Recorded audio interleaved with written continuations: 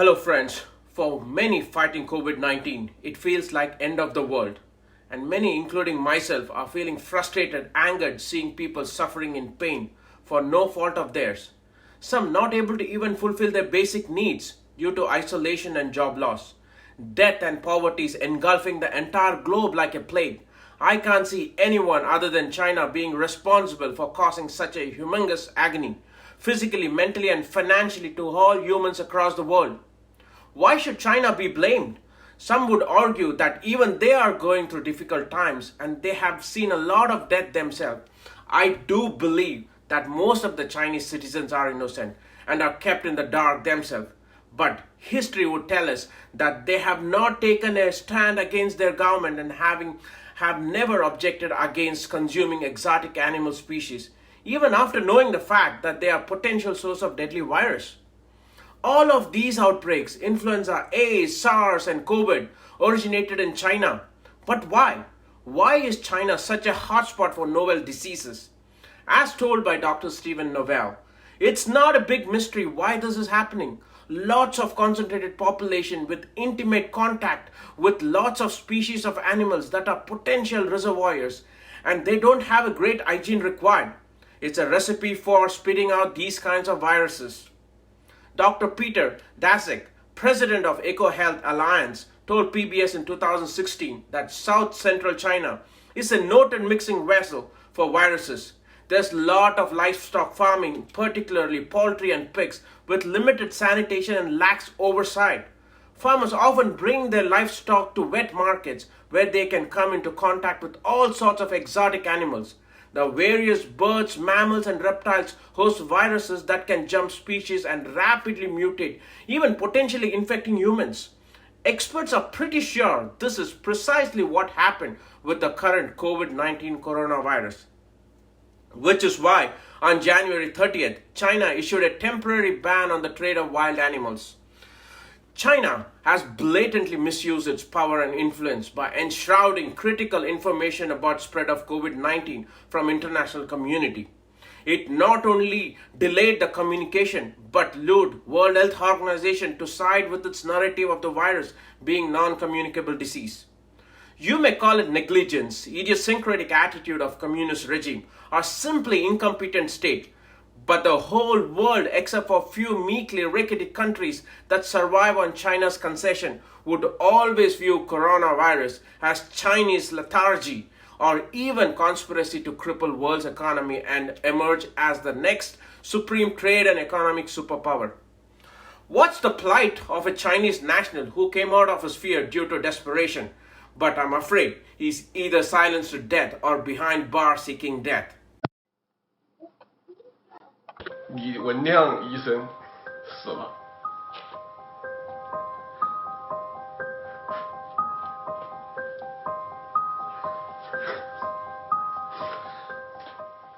对不起，陈秋实律师被失踪了，我的微信号被他们封了，我们的朋友们着急万分。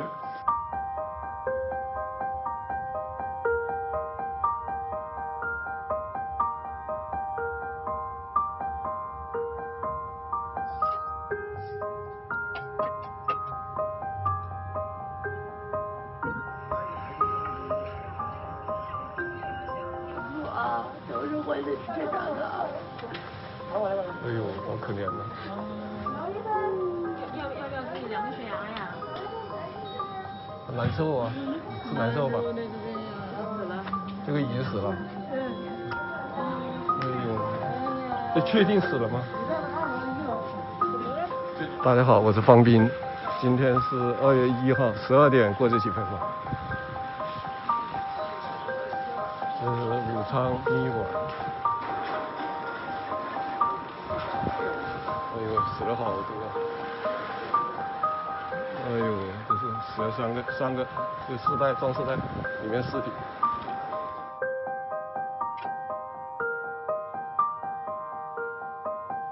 大家好，我是方斌。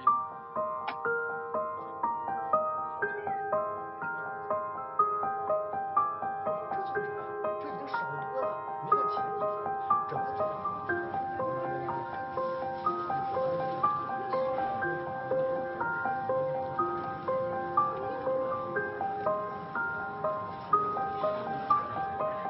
谁呀？谁呀？你是谁？武警。武警官，你得管他武警。不是，你是哪个派出所的？哪个派出所？后湖。后湖你几个人呢2个人呢。1、2、3、4，后面还照相了，后面那么多人啊！来那么多人干嘛呢？找的问个事，什么事说啊？哦，有事你说事。找你聊个事。哎，你说噻，有事你说事。你现在想带我走去哪里？带我去哪里吗？大家一定要行动起来，要传播，要把真相传播出去。今天的肺炎，今天的武汉肺炎，既是天灾，也是人祸，更是人祸。他们开始掩盖，把李文亮医生他们的真实声音压制，甚至训诫。后来掩盖不住了，惊慌愚蠢的高调的封城。全民反抗，还政于民。全民反抗，还政于民。方斌书。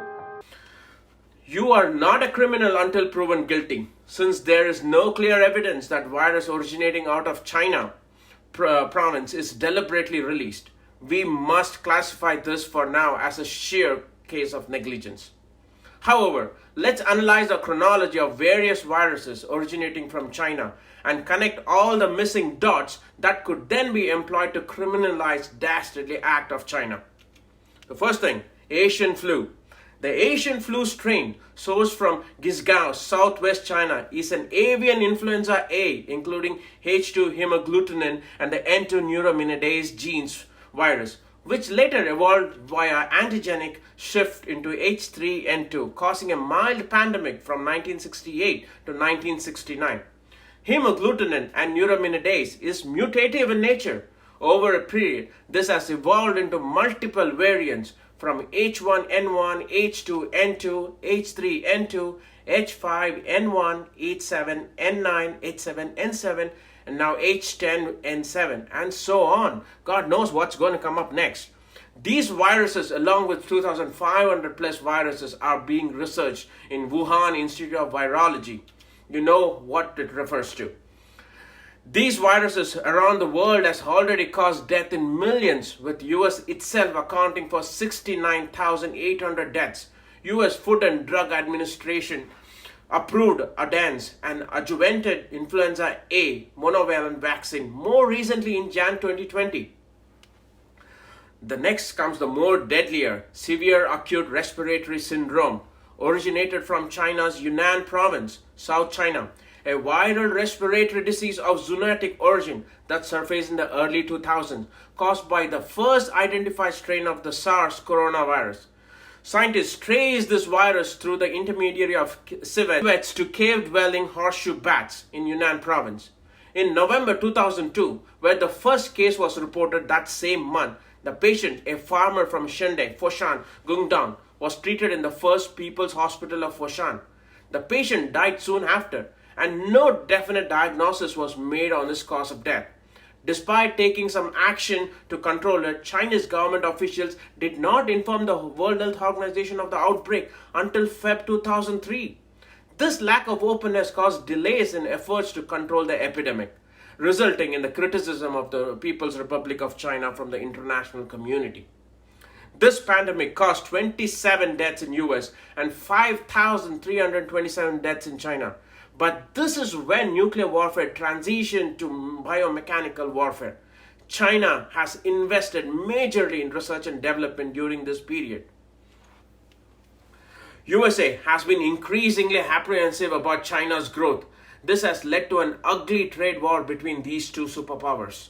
A trade war seems to have angered China, and what a way to show retribution. Release COVID-19, aka Chinese virus, originated in Wuhan, the capital of China's Hubei province. A coronavirus from a pangolin could possibly have been transmitted to a human, either directly or through an intermediary host such as civets or ferrets or bats.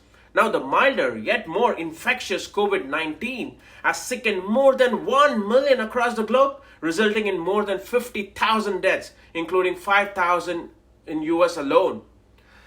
Most important point to note here is that new genes may be acquired or existing genes modified through various mechanisms such as genetic reassortment, recombination, and mutation.